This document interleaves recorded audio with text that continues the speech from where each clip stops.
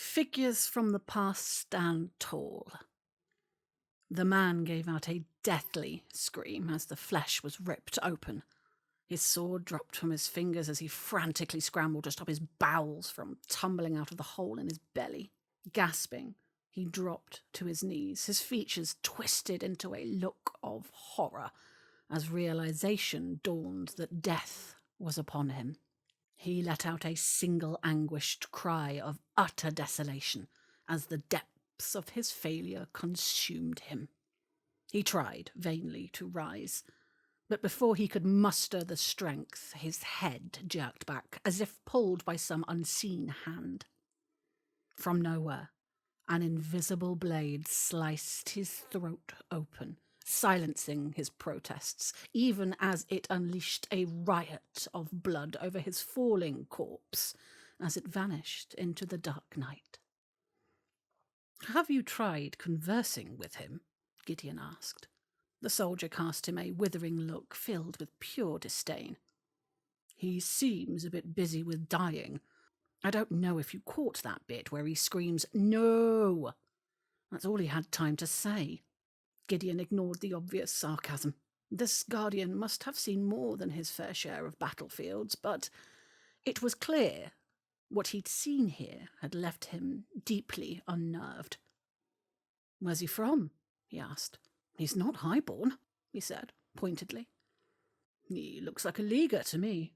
Big puffy sleeves with slashes in them. The only people I ever met who dress like that are the brothers of Holberg." Best if we had a league priest, really. A bishop could get one. They might know what to say to him. And even if they don't, he'll be more than prepared to talk to one of his own." Gideon could see the soldier looked skeptical.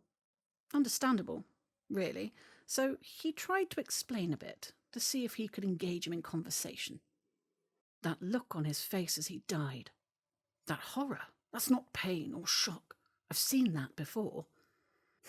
It's the moment his soul realizes there will be no rest for him. This fella died with unfinished business. Our job is to find out what it was. "Your job," the soldier corrected pointedly. His voice was calm, but his hand gripped his spear tight, like he imagined that the murderer's man's killers might be upon them at any moment. "This is your job," he said again, but quieter this time, almost as if he was talking to himself. "This is your job." He repeated it again, firmer this time, his voice now thick with accusation. The emotion made Gideon want to reach out and touch him, but he knew how dangerous that could be. He was close now, here in this place where the veil between the living and the dead was so thin you could step through it without ever realizing. All this man needed was the right touch, and he would pass on. If he could just unlock the mystery of the Bravo, he was sure he could help this one let go of his pain. Overview. For several years, Rykos has known peace. In the aftermath of the Druge invasion and the expulsion of the rot-eternal Hlofir from Tamarbode, its inhabitants have dedicated themselves to the arts of healing and purification. The Gardens of High Chalcis, once a mighty fortification reduced to ruins, now stand as a symbol of restoration and resilience in the face of the horrors that came from the east decades ago. The final strands of the Druge resistance in Rykos were cut in 380 YE as the Imperial armies attacked their last remaining holdout in Tamarbode. Despite the rebuilding, the dedication, and the invitation of people from across the Empire to share in mending flesh and spirit, scars still remain. In the depths of a cold winter, as the end of the year draws near, it's not uncommon to encounter a ghost from battles past. These spirits accost the living, wailing effigies of those killed in the terrible conflict that raged over the land. They come from every walk of life, but all have a strand in common, a deep, resentful bitterness over the nature of their end.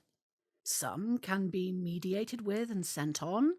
Others require the specialized attentions of priests armed with liao to restore the peace.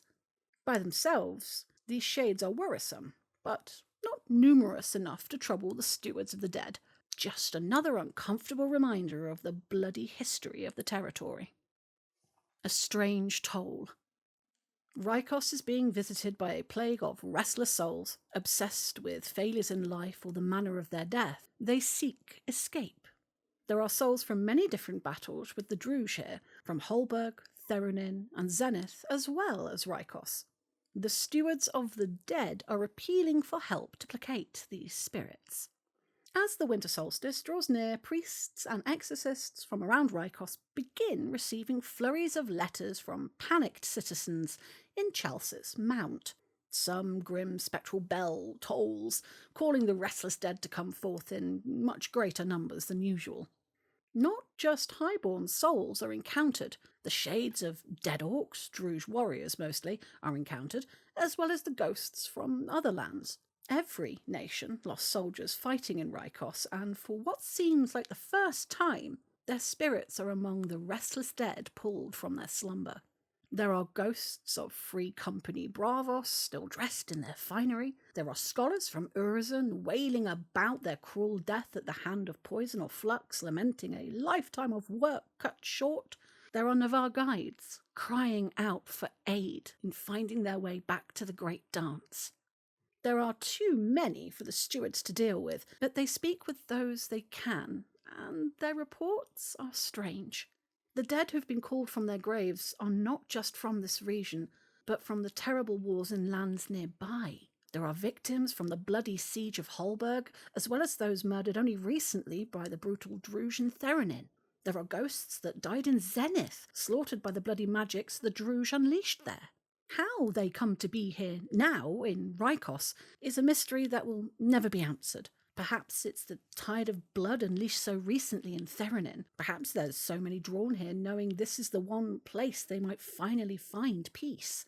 But what is clear is that the stewards of the dead who dwell in Rykos are overwhelmed and will need significant help to deal with so many. A dark door. There is a conjunction for 100 Imperial citizens to visit the High Arboretum in Chelsea's Mount at 11:30 p.m. on Saturday. The civil service have asked the High Exorcist to ensure that the highborn stewards of the dead lead a party from all nations to deal with the ghosts. Fortunately, there is an unusually large conjunction to High Arboretum, the Gardens of High Chelseas, at 11:30 p.m. on the second day of the summit.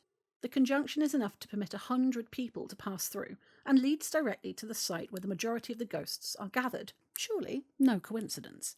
It doesn't escape the notice of the stewards that this will be just a few hours after the Day of the Dead procession makes its torchlit way through Anvil.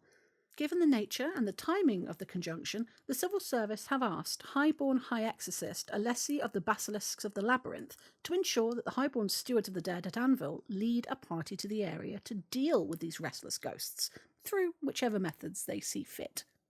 Many of the ghosts may be encouraged to pass on by mediation with someone of stout enough virtue, but that some more recalcitrant spirits may need to be exorcised by force, if necessary.